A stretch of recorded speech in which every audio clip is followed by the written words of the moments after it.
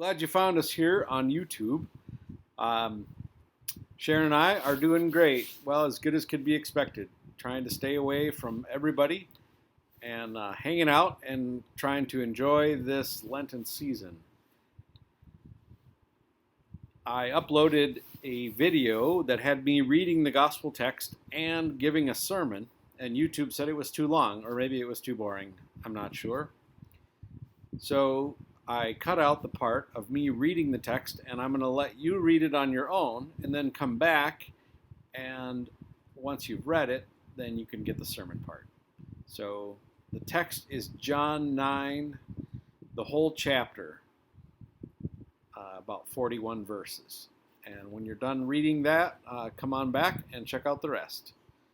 I hope you're having a good quarantine time and not too lonely.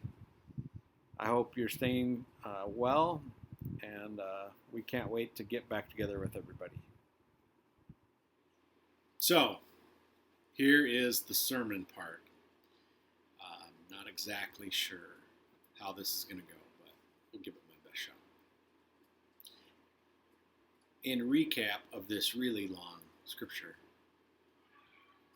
the story goes Jesus was walking with his disciples, and they see a man who was born blind, and this raises a theological question for them. Who sinned, this person or their parents? You can imagine why they would ask that, because being born blind, you can't hardly blame the person who's blind. Maybe we must blame the parents. And Jesus right away says, no, that's not it. It's neither. And he calls the man over, and he spits into his hand. Can we all say, ooh? And then he mixes some sand in there, some dirt, and makes mud, a paste. And then he kind of wipes it on the guy's face, on his eyes. And he tells him to go and wash in the pool of Siloam. Now, this is an interesting name for a pool, because the word Siloam in Hebrew means sent, or to be sent. So Jesus is saying something about the nature of what he is doing by sending him to the pool that is called sent. As we are healed, we are sent out into the world. And so he goes and he washes, and he is made clean. And his eyes open, and he can see for the very first time. And this causes quite a stir, as you can imagine. The people in the town are saying, well, I don't know. This might not be the guy. And some are going, no, this is the guy. He's totally the guy.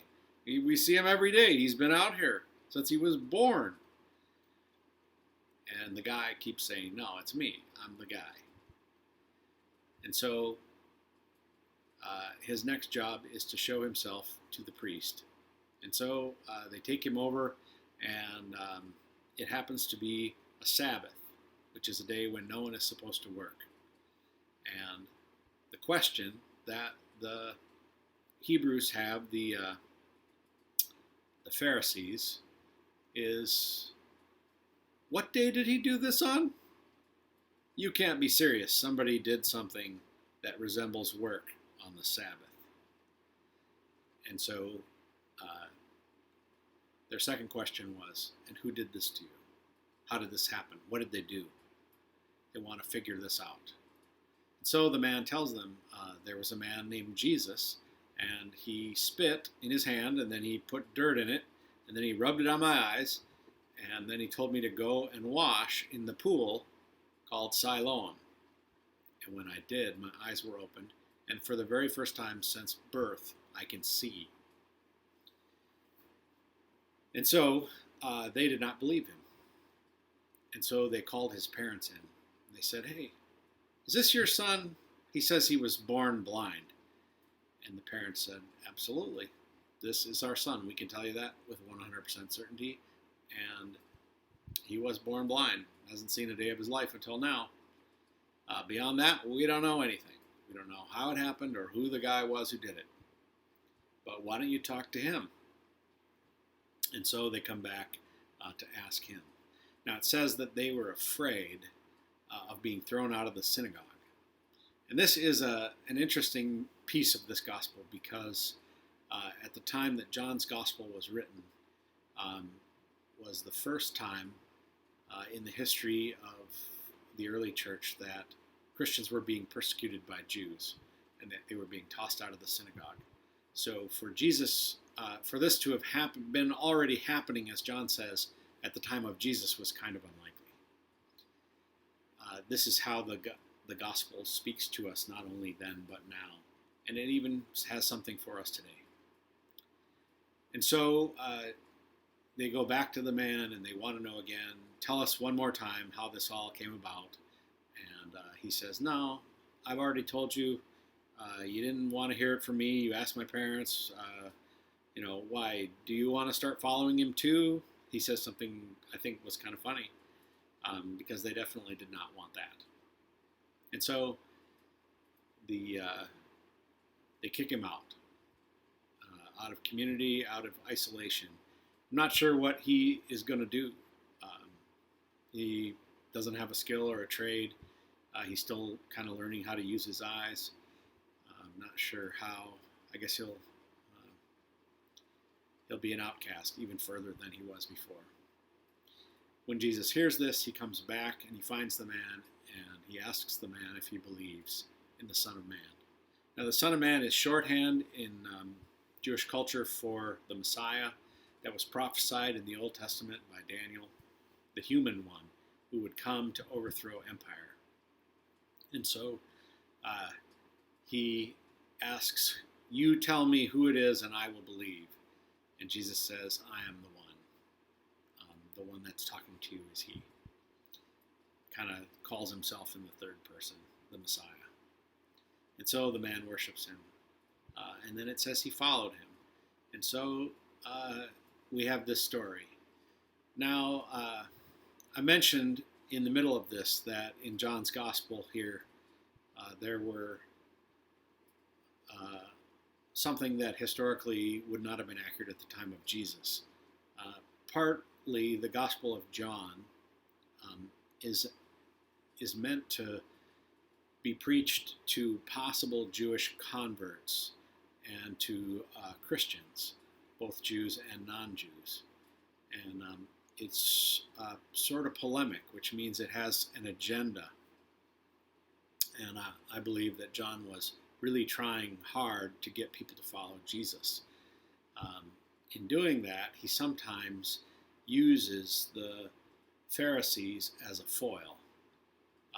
Right? In this story, even a blind man sees better than the Pharisees. That's kind of the line you would, if you were writing a newspaper clip, you would put that at the heading, blind man outsees Pharisees.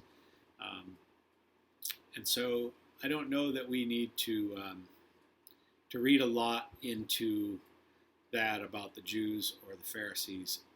I think it's an unfair characterization at the time of Jesus. I think they were curious as to what was going on with Jesus. And certainly there is enough hate in this world that we don't need to make more of it. Jesus makes the point early on in this passage that it was not his sin or his parents' sin. And that was something people believed.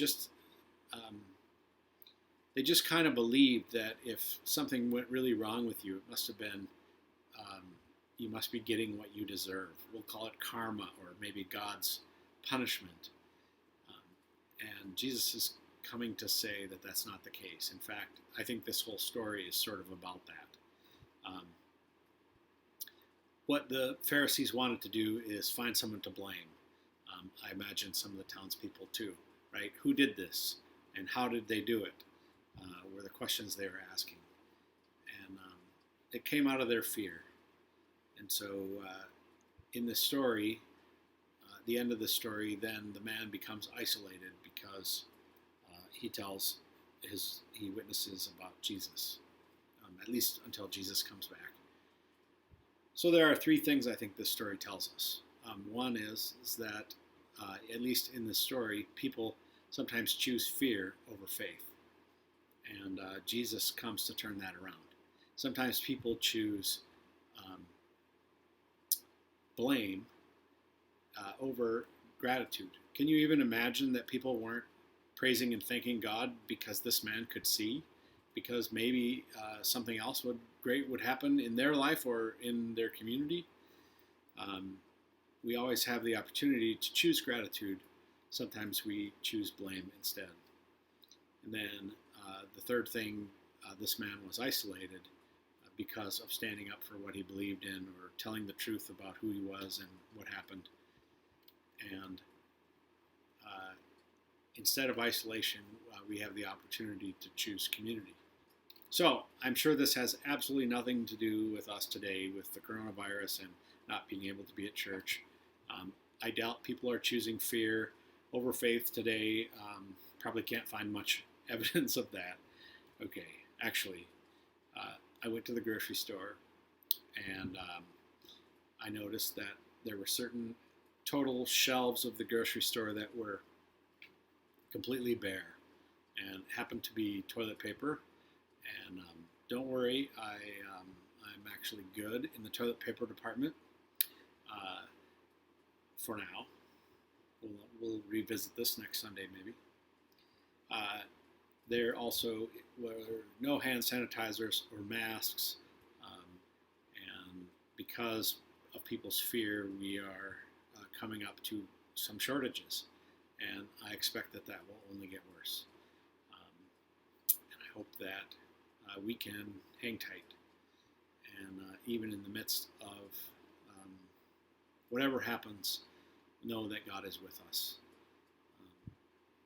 To me, that's comforting, and we can trust. So I would like you to help me in finishing this sermon. You're probably going, yay! What we're going to do is I want you to take one of those 3 points, whether it is fear to faith, blame to gratitude, or isolation to connected or community, and come up with an idea that you can share with our church, with this group. Go ahead and post a comment. What is one way we can do that in our lives? And I will sit back and watch as people post things, and hopefully it will give us ideas. I will start with one idea. This is maybe the low-hanging fruit, but since it's my podcast, sermon, I guess I get to do that. I would say if you have to go out, maybe you are at Walgreens, or maybe you are at the doctor's office, or maybe you are getting some food, make sure you say thank you to whoever it is that is serving you, and tell them that you recognize the sacrifice they're making, and that you will pray for them and thank them very much for serving in this critical time. So think of some other ideas and come up with them, and go ahead and post them, and we'll see what you come up with, and we'll see you next week.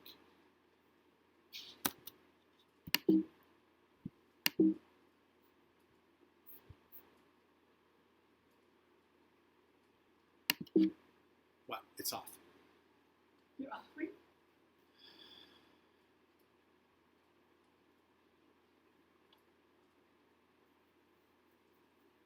You don't have to put that in. You can put it on the paper form too.